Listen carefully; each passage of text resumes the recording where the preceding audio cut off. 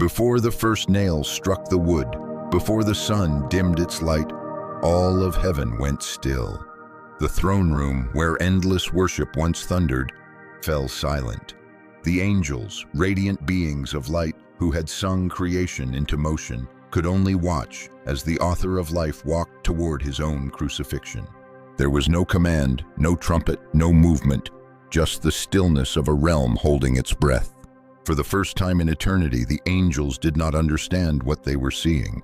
The one they adored, the one whose voice caused galaxies to dance, now stumbled beneath the weight of a wooden cross. His back was torn, his face unrecognizable. Each drop of blood that fell to the ground cried louder than any sermon ever could. The angels stood on the edges of heaven's veil, watching the chaos unfold on earth. The great archangel Michael gripped his sword. Its blade glimmered with the fire of justice. Gabriel, who once carried messages of joy and promise, now trembled, his wings dimming with sorrow. Raphael bowed low, whispering prayers that no human ear would ever hear. They had witnessed wars between realms. They had seen the fall of Lucifer, the collapse of empires, and the rise of kings. But never this. Never the sight of the King of Glory willingly surrendering to pain. It was as if time itself wept. The cherubim who once guarded Eden's gate now knelt in mourning. The seraphim who had sung, "Holy, holy, holy is the Lord God Almighty," now whispered those same words through tears of fire. The heavens shimmered with grief. For every lash that struck his back, heaven flinched. For every insult hurled at him, heaven wept.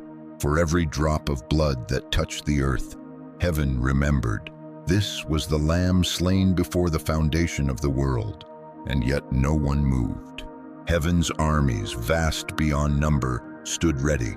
One word from the Father could have summoned legions. One breath from the Son could have ended it all. But love restrained them all. This was not weakness, this was will. The angels could not understand how love could look like surrender, how victory could wear the face of suffering. But the Father's plan was unfolding in divine precision, and even the brightest angels could not comprehend its depth. Imagine the sound, the hammer hitting the nail, the dull thud echoing through the cosmos, the gasp of creation as the Creator was pierced. Each strike sent shockwaves through heaven's halls like thunder rolling across eternity, and yet not one being dared speak. Because deep within that unbearable silence was something sacred, something holy. Heaven was watching redemption being written in blood. Gabriel, who had once announced to Mary that this child would be called the Son of the Most High, now bowed his head. The promise he once delivered was being fulfilled in the most painful way imaginable.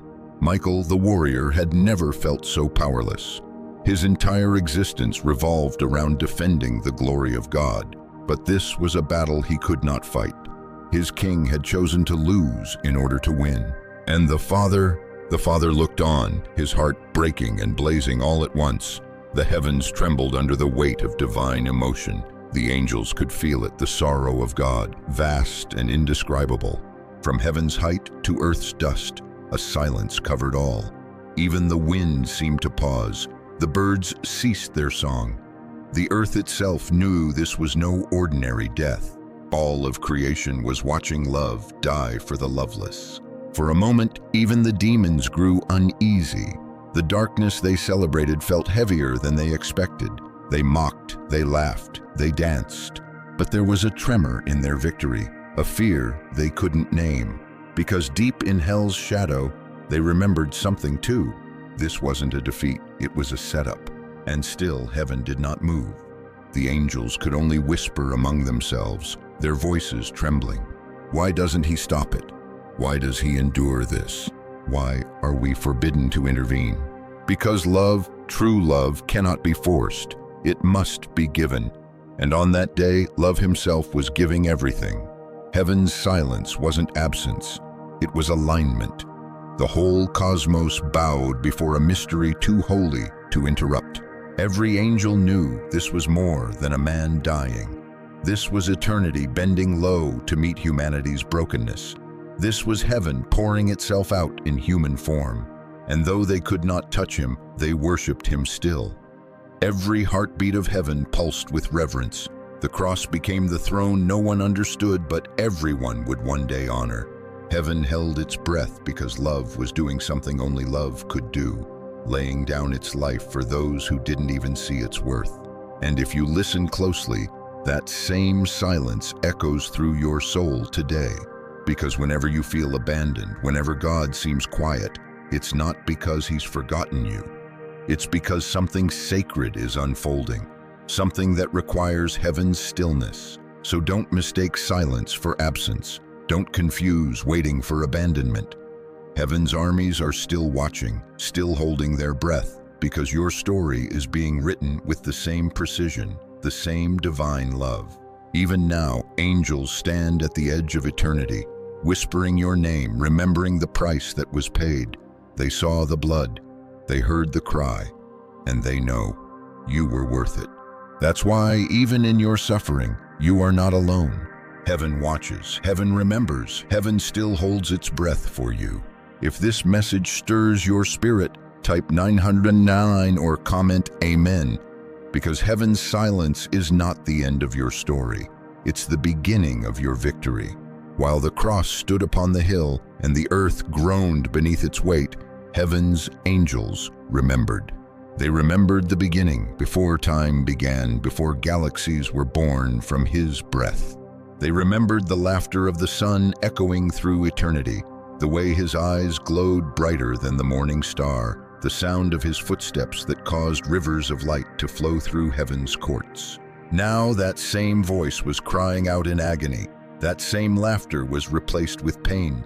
The one who once ruled from glory now hung between heaven and earth, unrecognizable, bleeding for the very ones who mocked him. And the angels, oh, the angels, were undone. Gabriel could still see it in his mind, the day he was chosen to deliver the message to a humble virgin named Mary. "Rejoice, highly favored one," he had said, "for you have found favor with God."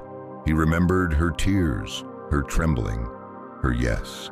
And now, standing above Calvary, he whispered through brokenness, this is what that yes meant. Heaven had seen him in his splendor. His robe once filled the temple. His name made darkness flee. But now that same robe was torn, soaked in blood and dirt. The crown he wore was not of glory, but of thorns pressed deep into his brow. And still, he said nothing. The angels wept because they remembered what humanity forgot. They remembered his throne, made not of gold, but of fire and mercy. They remembered the melody of creation that rose whenever he smiled. They remembered the power in his words that shaped worlds out of nothing. To them, this was not just a man dying. This was majesty humbled. Michael turned to Gabriel, voice trembling. "Do you remember the day he created light?" "Yes," Gabriel whispered. "Then why must the light now die in darkness?" Gabriel bowed his head. "Because the world he made turned away from it, and now light must walk through their night to bring them home." Raphael, the angel of healing, pressed his hands to his chest, as if trying to contain the ache. "I can heal men's wounds," he said softly, "but not this. No balm can mend what love is choosing to break." Above the earth, heaven watched the storm gather. Clouds swirled like morning veils. Lightning flashed, not in anger, but in grief. Every bolt was a tear of divine sorrow streaking across the sky. And still, the Father said nothing. His silence was not apathy, it was agony. Every heartbeat of the Son pulsed through his own being. The bond between them was eternal. What pierced one pierced the other. The angels could feel it, a sorrow that was holy, unbearable, sacred. The throne they remembered now seemed so far away. Yet even in this horror they saw a reflection of that same throne, because love was still ruling even from the cross. Every angel remembered the day Lucifer rebelled, shouting, "I will ascend, I will make myself like the Most High." But now they saw the true glory of God revealed not in ascending, but in descending. Not in taking, but in giving. Not in pride, but in surrender. What hell called weakness, heaven recognized as wisdom. They looked down and saw the soldiers gambling for his robe, the same robe that once wrapped around infinite light. They saw the crowd sneer and say, "If you are the Son of God, save yourself." They saw priests laugh. They saw the wicked rejoice. And yet for every insult, heaven answered with silence. For every mockery, heaven responded with mercy. The angels remembered the day the Son created those very voices that now cursed him. They remembered his joy as he spoke humanity into existence, calling them sons and daughters. Now they watched those same mouths spit upon their Maker, and still he loved them. That was the mystery no angel could ever fully understand. How could love still exist in such pain? How could forgiveness still flow while blood drained from his body? The Father had told them once, long ago, "My ways are higher than your ways." Now they understood what that meant. Love was not logic, it was sacrifice. As the wind howled around the cross, some angels began to sing softly, not songs of victory, but of remembrance. They sang of who he was, who he is, and who he would always be. Their voices trembled like broken harps, their tears falling like rain over creation. "Holy, holy, holy," they whispered. Even now, especially now, because holiness wasn't just in his glory, it was in his grief. Heaven began to tremble again. The veil between realms thinned. The angels could see flashes of eternity interwoven with time. Every wound he bore became a window of light piercing through the darkness of the world. Michael looked upon his face and saw not defeat, but destiny. Gabriel saw not suffering, but salvation taking shape. Raphael saw not bleeding, but healing poured out for generations to come. And they remembered his words, spoken long before this day. "No one takes my life from me, I lay it down willingly." This was not tragedy, it was triumph disguised in pain.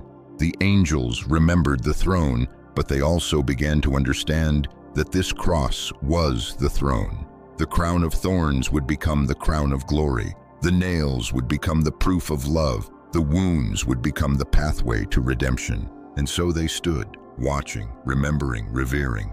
Every angel carried a piece of heaven's sorrow in their chest, but also a spark of understanding.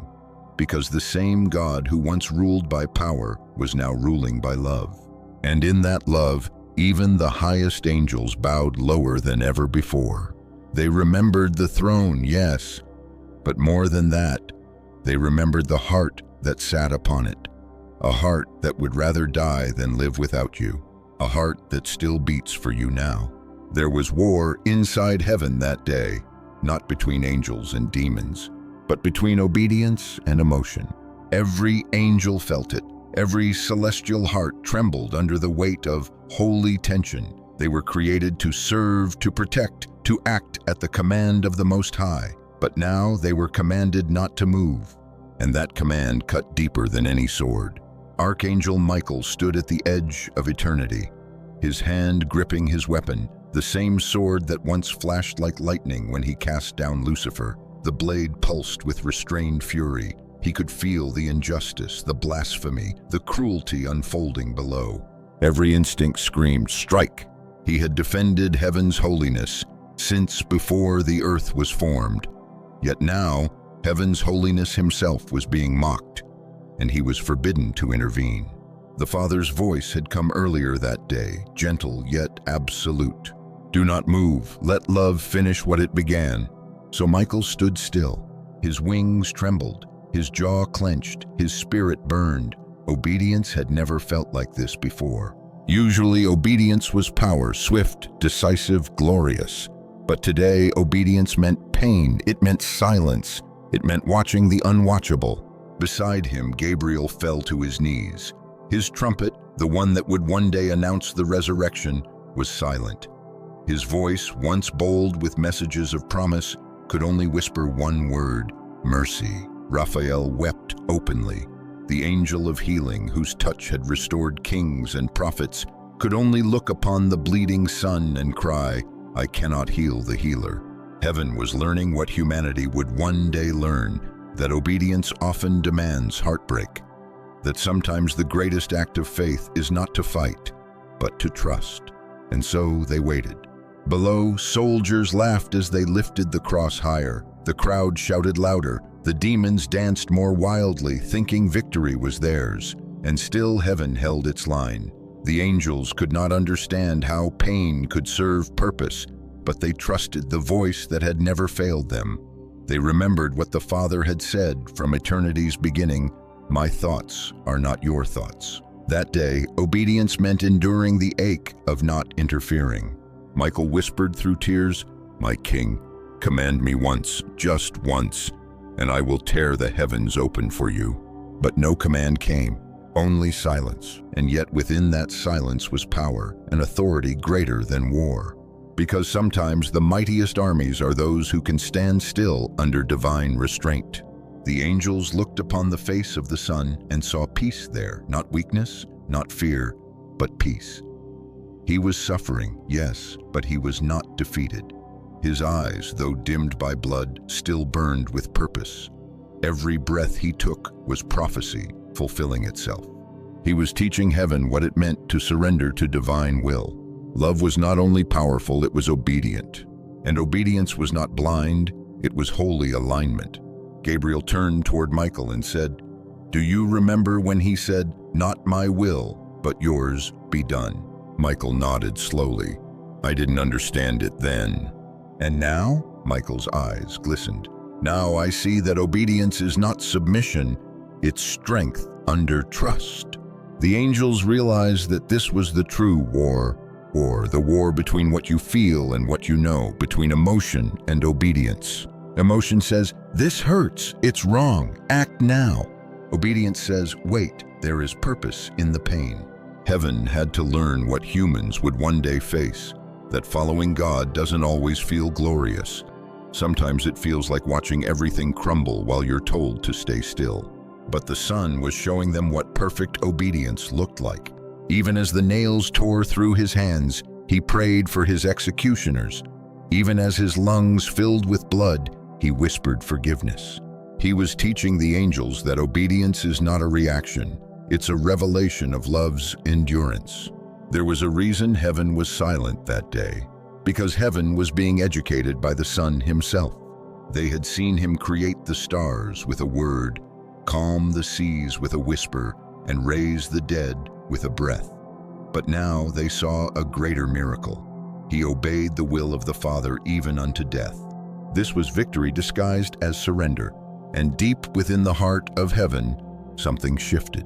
The angels, once trembling with confusion, began to understand. They saw that divine obedience doesn't resist pain, it redeems it.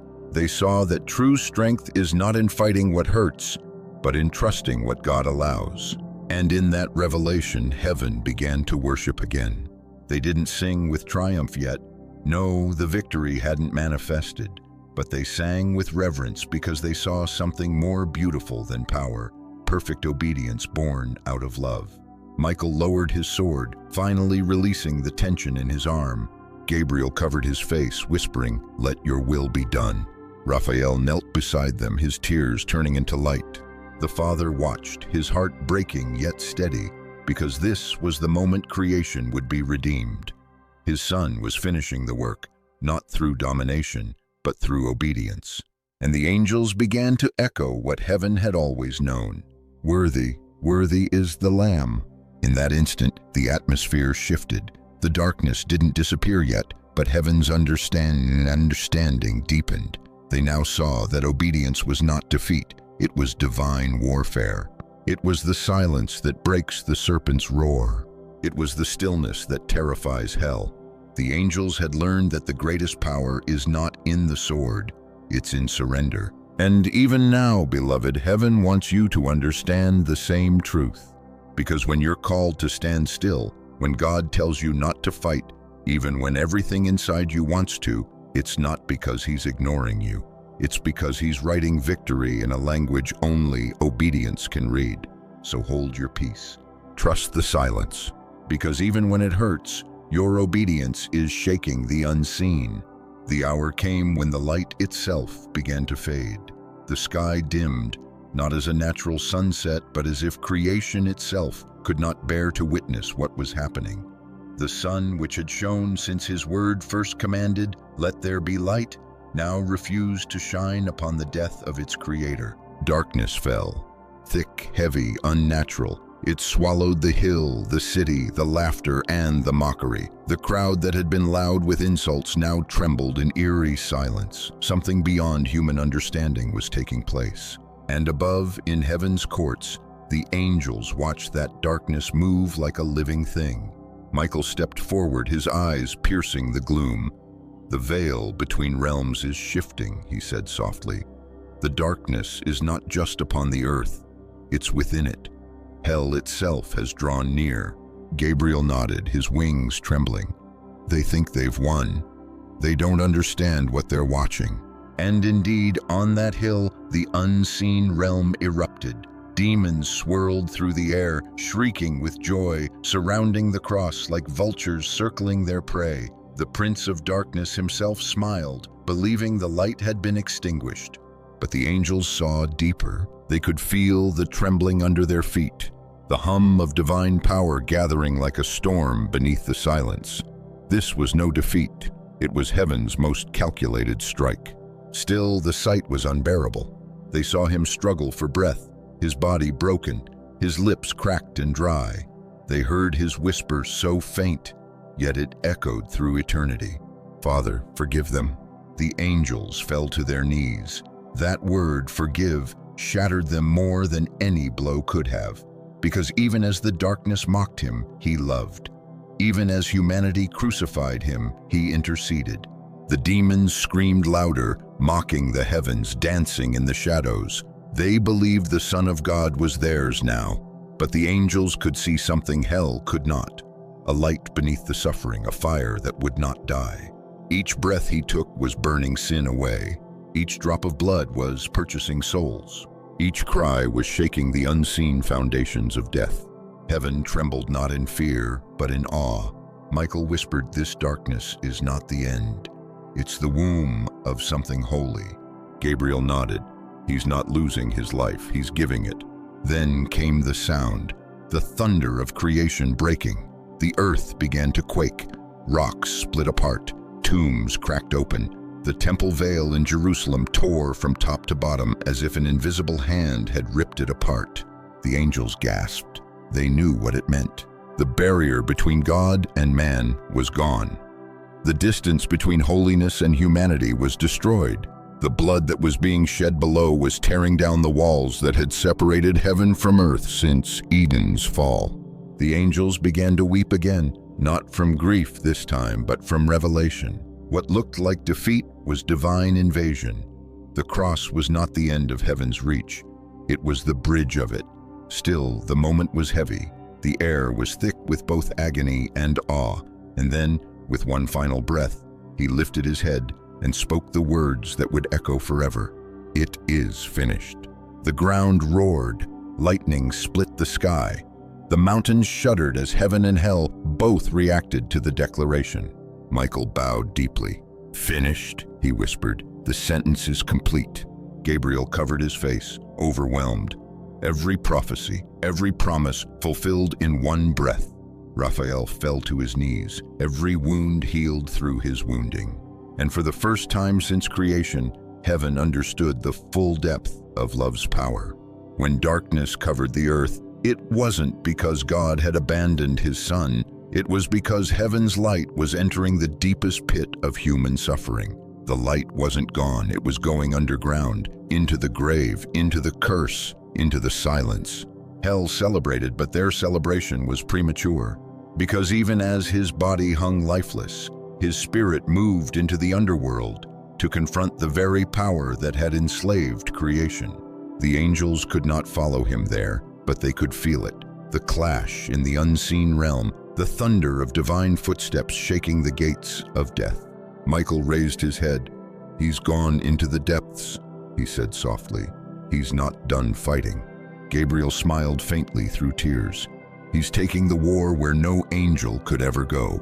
They watched as the heavens flickered between sorrow and expectancy. All of creation seemed to lean forward, waiting for the impossible. And then, silence again. The earth was dark. The cross stood still. The crowds began to disperse. Only a few faithful ones remained. The weeping women, the beloved disciple, the centurion who whispered, "Surely this was the Son of God." The angels hovered in the unseen, watching these final moments with reverence. Every soul that stayed near the cross was surrounded by heaven's unseen guard. Then the whisper of the Father moved through eternity once more. "It is finished." And with those words, the angels understood something profound. God's silence had never been absence, it had been strategy. Because while men saw death, heaven saw deliverance. While demons saw victory, heaven saw vengeance. While darkness celebrated, light was already rewriting eternity from within the tomb. Heaven wept, yes, but their tears were sacred, because they now knew this darkness was temporary. The light would rise again. And just as creation once waited for God to say, "Let there be light," now all of heaven waited for that same voice to speak once more. But not yet. The earth was still, the heavens silent. And even in that quiet, heaven whispered one word together: glory. Because even in the dark, his glory had not faded. It had only gone hidden for a moment. And you, beloved soul, when darkness covers your world and everything seems to fall apart, remember this: God's silence is not neglect. It's preparation. His stillness is not delay, it's divine timing. Even when the light seems gone, he's still working beneath the surface, breaking the chains you cannot see. The darkness you fear is often the disguise of your deliverance. Silence.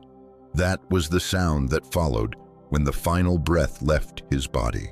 A silence so heavy it seemed to crush even the angels who hovered above.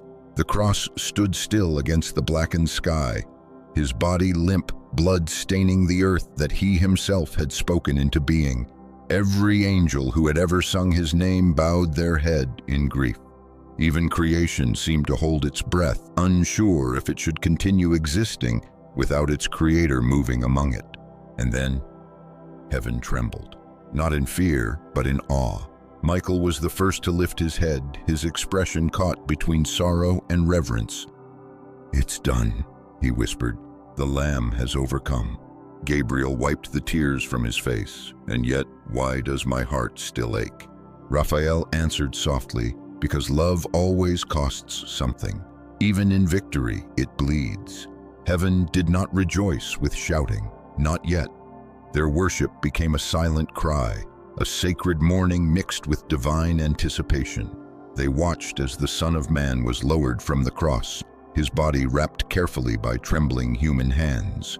Every motion of Joseph of Arimathea and Nicodemus was guided by unseen angels. They stood near, their wings folded, whispering prayers as his body was laid into the tomb.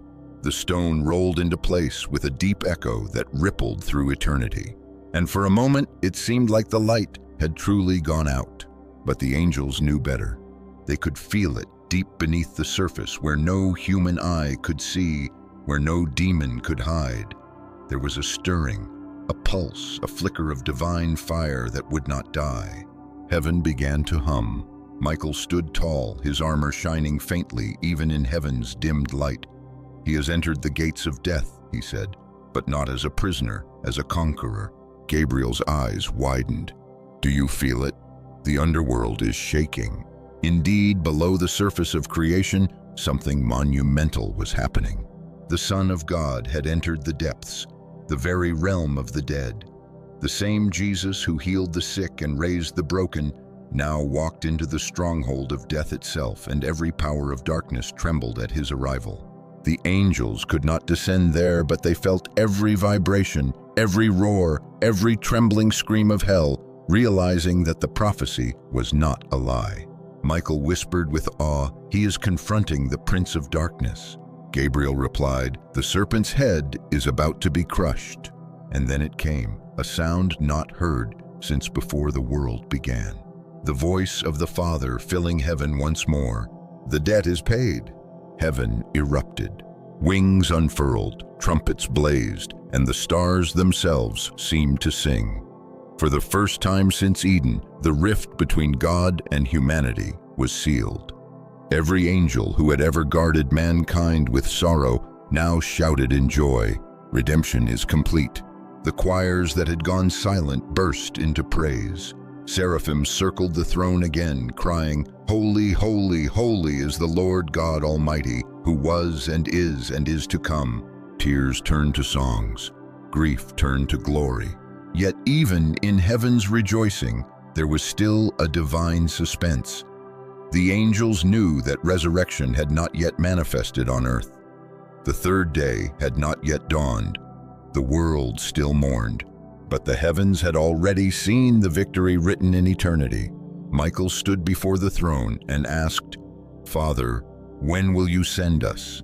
The voice of the Almighty thundered gently, "Soon, but not all of you, only one will go first." Every angel bowed in reverence. They knew what he meant. Gabriel's hand trembled as he whispered, "The announcement of resurrection." The Father's voice smiled through the silence. Yes, the message that death is defeated. The tomb will not hold him. And so heaven waited, leaning toward the edge of the third day. They watched as the night passed and the stars dimmed. They watched as the guards outside the tomb stood unaware of what was coming. The earth, still grieving, began to hum again. The air thickened with unseen light. Gabriel prepared himself, knowing his moment was near. In the unseen realm, Michael tightened his grip on his sword, his eyes aflame with holy fire. "The world is about to change forever," he said. Raphael smiled through his tears, and the broken will finally breathe again. Then a sudden pulse of glory burst through heaven, brighter than creation's first dawn. The Father's voice thundered, "Now!" And Gabriel descended like lightning, his radiance brighter than 10,000 suns. He struck the ground near the tomb, and the earth shook violently. The stone rolled away, not by human strength, but by divine command. Heaven gasped as light poured into the darkness of the tomb. Gabriel stood beside the entrance, his face shining like the morning star, his robe as white as snow.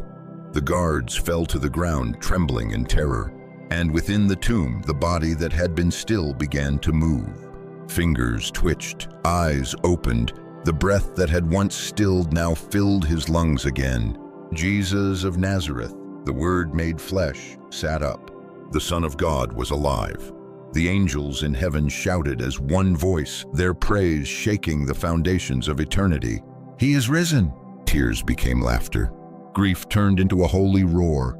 The armies of heaven fell on their faces, crying out, "Worthy is the Lamb who was slain, to receive power and riches and wisdom and strength and honor and glory and blessing." And in that moment, every wound, every tear, every drop of blood was crowned with eternal victory. The grave was no longer a prison. It was proof. Proof that death had lost. Proof that love had won. And even now, beloved, heaven still echoes that song over you. When your life feels sealed by a stone, when hope seems buried, remember, the same power that raised him is waiting in your tombs of despair. Heaven still rejoices when you rise again. Because what Jesus did was not just history, it was prophecy fulfilled in every chosen one who refuses to stay buried. The angels still watch over your life, and when you rise from pain, from loss, from fear, they whisper to each other just as they did that morning. He is risen in them. The stone was rolled away. The tomb was empty. But heaven's message didn't end there. The resurrection wasn't just proof that Jesus was alive. It was a declaration that death had lost its authority forever. And more than that, it was a message to you. Because what happened that morning wasn't simply about one man leaving a grave. It was about the beginning of a movement, a divine uprising that would ripple through generations, reaching even this moment where you are now. The angels still remember that morning clearly, the silence of the tomb breaking, the sound of breath filling lungs that had been pierced, the brilliance of a light that could never again be dimmed. Michael turned to the host beside him and whispered, "The Lamb has conquered." Gabriel replied, "And because he lives, they will live also." That's you, the ones heaven calls the chosen. You are living proof that what happened on that hill still carries power today. The veil was torn for you. The blood was shed for you. The stone was rolled away for you. Heaven didn't just witness the victory of Christ. Heaven witnesses the victory of every soul that rises in His name. Every time you refuse to give up, every time you forgive instead of retaliate, every time you pray through the pain, heaven remembers the cross and whispers, the power still works. You see, beloved, resurrection is not just an event. It's a frequency, a spiritual current that still flows through creation. It's the rhythm of divine love echoing through every generation.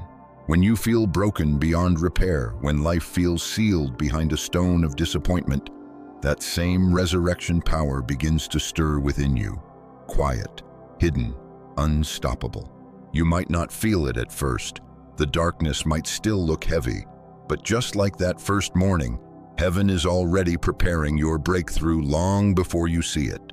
The same God who raised Jesus is the same God who's raising you. He's rolling away stones you thought were permanent. He's breathing into dreams you buried. He's turning your tombs into testimonies. The angels know this. They've seen it over and over again. Gabriel once said, "Every time a child of God rises from despair, it echoes the morning of resurrection." Raphael added, "Every healed heart is another tomb emptied." And Michael declared, "Every chosen one who stands again is proof that darkness can't hold what heaven has claimed." The cross wasn't just the end of death, it was the beginning of your destiny. Heaven rejoices not only because Jesus rose, but because His victory is your inheritance. You were not created to live in defeat, fear, or shame. You were created to carry resurrection power, the same power that shattered death, disarmed hell, and made all things new. So when life feels impossible, remember this truth. The same Spirit that raised Christ from the dead lives in you. That means your story doesn't end in failure. Your heartbreak isn't your grave. Your loss isn't final. You are the continuation of the resurrection story. Heaven looks at you the way it looked at that empty tomb, with awe. Because every time you rise again, it's as if the stone rolls away once more. The angels still gather, still watch, still whisper, "Look, they're rising again. The power of the cross is alive in them." And while the world might see you as broken, forgotten, or ordinary, heaven calls you redeemed. Heaven calls you royalty. Heaven calls you beloved. That's why the battle has been so fierce. The same darkness that tried to stop Jesus tries to stop you, because it recognizes the same light. But here's the truth the enemy can't erase. If death couldn't hold him, it can't hold you. You are not walking toward victory. You are walking from victory. The blood already spoke your freedom. The cross already declared your worth. The empty tomb already confirmed your destiny. And one day soon, just as heaven saw him ascend, heaven will see the chosen ones, the sons and daughters of light, rise fully into glory. The same angels who stood in sorrow at Golgotha will stand in triumph as they see the fulfillment of every prophecy unfold in you. Michael will shout, "The war is over." Gabriel will sing, "The kingdom has come." Raphael will proclaim, "Every wound has been healed." And heaven will thunder with one voice, "Worthy is the Lamb, and worthy are the ones redeemed by His blood." But even now, before that day comes, heaven is not silent. Every time you worship, even through tears, angels join in harmony. Every time you choose faith over fear, heaven records it as victory. Every time you speak hope into darkness, light expands across realms. Because the same Spirit that raised Jesus empowers you to walk in resurrection every single day. Beloved, you are not just a believer. You are a living resurrection. You are a walking miracle. You are proof that love still wins. The angels saw it then, and they see it now. God's glory shining through broken vessels, His victory being carried by the ones who were once crushed. So when you rise each morning, even in weakness, know this: heaven rejoices. When you forgive the unforgivable, heaven stands to applaud. When you walk by faith, the same light that filled that tomb fills your heart again. This is what the eternal victory means for you, that no grave can claim what God has chosen, and no darkness can extinguish what heaven has lit. You carry the story of the cross and the glory of resurrection inside you. You are living proof that light still breaks through. And even now, the angels are watching, not in sorrow, but in celebration. Because the same Jesus who rose then is rising through you now. So take heart, chosen one. The war is already won. The blood still speaks. The throne still stands. And heaven still sings over you. Holy, holy, holy is the Lord God Almighty, who was and is to come. If this message awakens something in your spirit, type 999 or comment Amen, because this is not just a story of what was. It's a prophecy of what is still happening inside you. You are not forgotten. You are not forsaken. You are a living chapter of the resurrection story, and heaven is still watching in awe.